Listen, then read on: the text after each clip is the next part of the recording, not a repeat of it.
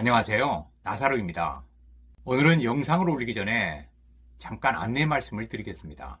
제가 새로운 단톡방을 개설했습니다. 과거에 단톡방은 폐지했어요. 영업하시는 분들, 보험이나 투자를 하라고 이런 분들과 또 장난하시는 분들이 많더라고요. 그러니까 관리하는데 좀 힘이 들어서 이번에는 비밀번호를 치고 들어올 수 있게 그렇게 바꿨습니다. 좀 불편하시더라도 꼭 자연치를 원하고 나사로가 어떻게 살았는지 궁금하고 영상을 통해서 만족지 못한 이러한 것들을 다 여기서 해결할 수 있고요. 또 요즘은 커피 관장에 대해서 많이 질문하세요. 그런 것도 괜찮고요. 또 자연치유 과정에서 궁금했던 것들 이런 것도 좋습니다. 또한 우리 환우들끼리 소통하고 위로하는 그런 장소가 됐으면 좋겠다 그래서 그 단톡방 이름이요, 오직 자연치유로 다산다, 이런 방입니다. 그래서 약칭으로 다산다방이라고 약칭하고 있습니다. 그런 의미에서 오늘 올릴 영상은요, 생체시계에 관한 것을 올리겠습니다. 생체시계라는 것은요, 다양한 생리, 대사, 행동, 노화 등의 주기적 리듬을 담당하는 생체 내의 생물학적 시계입니다. 모든 생명체는요, 어느 곳에 있든지 어느 문화에 살든지 전 세계 어디에 있든지 몸속 시간의 구석에서 자유로울 수가 없다 그래요.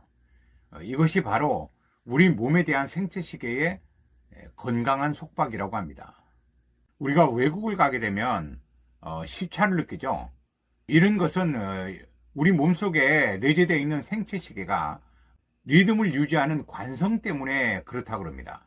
레온 크라이츠만이라는 미래학자는요, 이런 말을 했습니다. 120여 년 전 전기가 처음 발견되기까지 사람들은 해가 뜨면 일어나고 어두워지면 잠자리에 들었습니다. 그것이 세계가 돌아가는 방식이었고 모든 생명체가 살아가는 방식이었죠. 하지만 지금 우리는 원하는 때에 불을 밝힐 수 있게 되었습니다. 하루의 모든 시간을 전부 소비하는 사회, 즉 24시간 사회가 찾아온 것이죠. 전기라는 것이 문화생활에 없어서는 안 되는 것이죠. 전기가 없는 사회는 생각할 수가 없어요. 근데 분명히 전기가 없는 사회가 있었거든요. 근데 우리는 지금 여기에 익숙해져서 전기가 없으면 못 사는 세상이 됐어요. 그러므로 인해서 생체 시계가 무너지기 시작하는 겁니다. 우리가 소위 생체 리듬이라는 것도 있죠. 제가 지난번에 말씀을 드렸지만 이 리듬이 깨지면요, 몸이 망가지게 돼 있어요. 이게 건강과 직결된다는 거예요. 우리 아마누들 잠 일찍 못 주무시죠? 물론 잠이 안 와서도 있지만 요즘 불을 많이 밝히는 시대이기 때문에 12시 전에 자면 뭔가 이렇게 손해보는 느낌. 제가 젊을 땐 그랬습니다. 잠을 많이 자면 좀 게으르고 잠이 오는 것도 억제하면서 잠을 아껴가면서 제가 일했던 적이 있습니다. 그 패턴을 제가 바꾸기 시작하면서 몸이 점점 회복되는 걸 많이 느꼈는데요. 자연치유의 기본은요, 잠을 잘 자는 겁니다. 이 생체 리듬을 바로 잡는 거고요. 생체 시계가 바로 작동하도록 해줘야 되는 거예요. 우리나라가 이제 통금이 해제된 때가 1982년에 해제됐습니다. 근데 요즘 젊은 사람들 보면 밤늦게 돌아다닙니다. 24시 문화가 이제 보편화가 돼서 편의점은 물론이고 노래방이라든가 또 PC방이라든가 이런 것들이 많고요. 또 이렇게 술집 같은 거 이런 것도 24시간 하는데 굉장히 많습니다. 이러한 그 야간 문화가 시작이 된 데가 1998년입니다. 1998년에 심야 영업 규제가 폐지가 됐습니다. 그러면서 이런 야간 문화가 이제 성행이 되게 됐는데 야간 근무하는 분들도 많아졌습니다. 그리고 3교대 하는 분들, 공장 같은 데 3교대에 근무하잖아요. 화물차 운전기사들 새벽에 배달을 많이 다니는데 종종 이게 사고가 뉴스에 나오고 그러지 않습니까? 졸음으로 가장 큰 사고가 한번 터진 적이 있대요. 그게 언제냐면 1986년 4월 구소련의 체르노빌 원전 사고입니다. 이게 새벽 1시 23분에 터졌답니다. 지금도 그 후유증이 있어서 그 주변에는 사람이 살지 못하는 그런 피해가 있는데요. 이때도 그 원전의 근무자가 깜빡 졸아가지고 실수를 했대요. 그래서 그 사고가 터졌다는데 이게 엄청난 사고입니다. 세상에서 가장 무거운 것이 뭐냐 그러면 우리가 눈꺼풀이라 그러잖아요. 눈꺼풀이 내려오는 거 사실 올리기가 굉장히 힘들죠. 그럼 졸리면 자야 돼요. 그게 우리 인체에서 보내는 신호예요. 자라는 거예요. 때가 되면 졸리고, 뭐 때가 되면 먹고 싶고, 뭐 배가 고프고, 그럼 호르몬이 분비가 돼서 먹게 만들고, 또 시간이 어느 정도 흐르면 배가 부르고, 이런 것들이 전부 생체 시계와 관련이 있습니다. 이제 여러분들이 우리가 자연 치유할 때요, 기본적인 걸 잘 지키셔야 된다. 저는 이렇게 생각합니다. 미국 코네티컷 대학과 이스라엘 하이파 대학의 공동 연구로 인해서 인공위성으로다가 연구를 했어요. 이스라엘 147개 지역의 인공 조명의 밝기를 조사한 결과 조도가 가장 높은 마을에 거주하는 여성이 조도가 가장 낮은 마을에 거주하는 여성들보다 유방암 발병률이 78%나 높았다 그럽니다. 그리고 불을 켜고 자는 여성이 유방암 발병률이 그렇지 않은 여성보다 40% 정도 더 높은 것으로 조사되었다고 합니다. 암과 인공조명의 관계를 밝힌 겁니다. 또 160개국 남성의 전립선 암 발병률과 야간의 인공조명 사이의 상관관계를 밝힌 조사도 있습니다.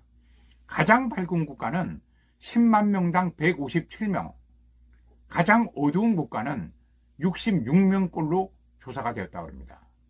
하버드대 연구팀은요, 야간 교대 근무를 하는 12만 명가량의 간호사를 대상으로 조사를 했습니다. 15년 이상 근무자 중 25% 정도가 결장암의 위험률이 훨씬 높다 그럽니다. 연구자들은 야간 근무자들의 암 발병률이 높은 이유를 멜라토닌으로 꼽았습니다. 멜라토닌이라 그러면 우리가 이제 잠잘 때 분비되는 거죠. 그래서 야간 인공조명에 지속적으로 노출될 경우에는요, 암 발병률이 높아진다.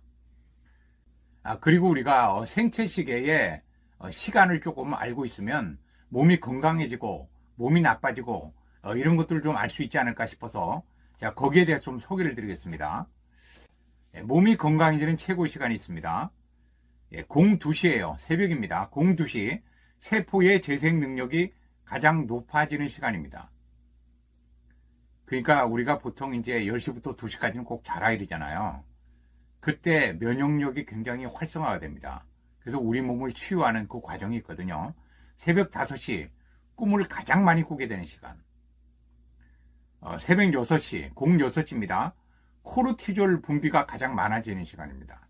그리고 06시 인슐린 분비가 가장 많아지고요. 키가 커지는 시간입니다. 07시 30분 테스토스테론의 분비가 가장 많아지는 시간. 이것은 이제 남성 호르몬이죠. 08시 멜라토닌의 분비가 멈추는 시간입니다. 아침에 해가 뜨게 되면 자연적으로 우리 몸에서 생체 시계가 멜라토닌 분비를 이렇게 줄이게 돼 있어요. 그래서 8시가 되면 분비가 줄어서 활동을 하게 만들어 놓는 거죠. 08시 30분 장의 움직임이 가장 활발해지는 시간. 그래서 우리가 아침에 되면 배설의 시간이라고 그러죠. 09시 체중이 가장 가벼워지는 시간. 그러니까 몸무게를 여성분들이 이제 다이어트 하는 분들 몸무게 재시려면 아침 시간 9시쯤 재시면 될 것 같아요. 아침 10시 지력의 민첩도와 각성도가 가장 높아지는 시간이랍니다. 그래서 업무 능률도 향상이 되고요. 공부하는 시간도 아주 이 시간이 가장 좋다 그럽니다. 12시 시력이 가장 좋아지는 시간. 제가 아침에 일어나면 눈이 별로 안 좋아요. 근데 오후가 될수록 점점 좋아지는 걸 많이 느끼거든요.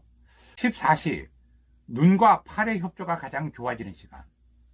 15시 손의 힘이 가장 세지는 시간.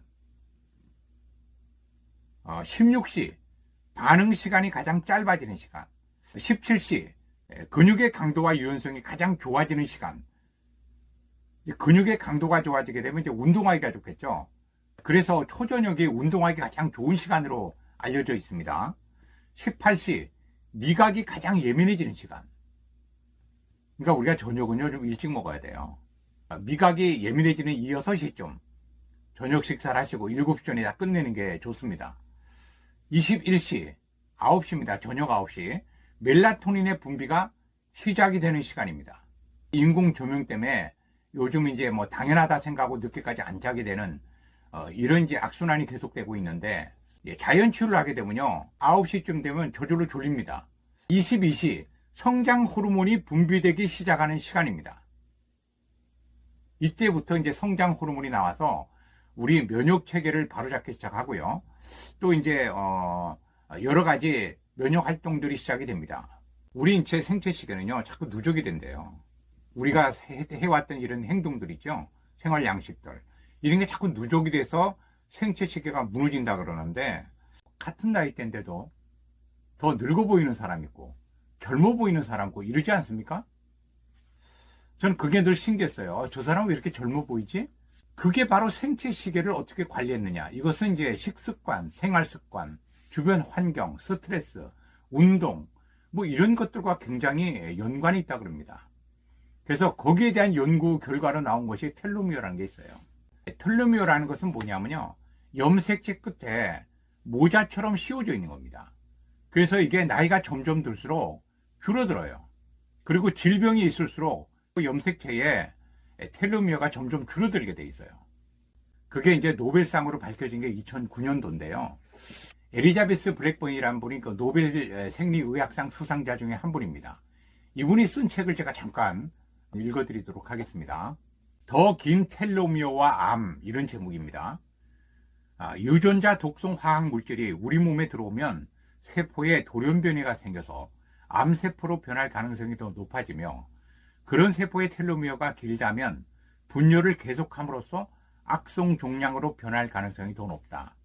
하지만 스트레스 관리, 운동, 좋은 영양, 좋은 수면, 이런 것을 본래 건강한 모습으로 꾸준히 실천할 때에 텔로머라제의 효율이 시간이 흐르면서 서서히 꾸준히 증가한다. 이 자연적인 과정은 텔로미어를 보호하고 유지한다. 때로는 생활 방식을 바꾸면 통제 불능의 세포 성장을 촉발하지 않으면서 텔로미어를 점점 더 늘릴 수가 있다. 더 긴 텔로미어와 상관관계가 있음이 드러난 건강 생활 방식은 결코 암 위험을 증가시킨 적이 없다. 이게요, 인위적으로 텔로미어를 길게 하면 암이 증가되고, 자연적인 건강한 생활 방식을 하게 되면요, 암의 위험이 줄어든다, 그런 뜻이에요. 암은 신문고다. 네, 저는 이렇게 생각해요. 내 몸의 신문고다. 예전에 우리 그 조선시대에 보면은 신문고라는 게 있어가지고, 백성들의 억울함이나 할 말이 있는 것, 이런 것들 갖다 신문고를 두들겨서 임금님께 그렇게 호소를 하지 않습니까? 우리 인체도 비슷한 거예요. 우리 몸이 계속 이런 생체 시계를 무시하고 리듬을 깨트리고 이렇게 살아가는 것이 10년, 20년 이렇게 반복되다 보면 이게 무너지게 돼 있어요. 밸런스가 무너지는 거예요. 우리 암이 걸렸다라는 것은 우리 몸의 신문고가 찢어졌다. 그래서 우리 인체에 신호를 보낼 수 있는 수단이 없어져 버린 거예요. 그러면 그 신문고를, 찢어진 신문고를 복원을 해야 되는데 그거를 안 하고 이제 증상만 자꾸 다스리는 쪽으로 가게 됩니다. 참 안타까워요. 그래서 여러분들께서 자연치유하실 때 이런 걸 참고하시라고 말씀을 좀 드렸습니다. 다음 영상에 뵙도록 하겠습니다. 고맙습니다.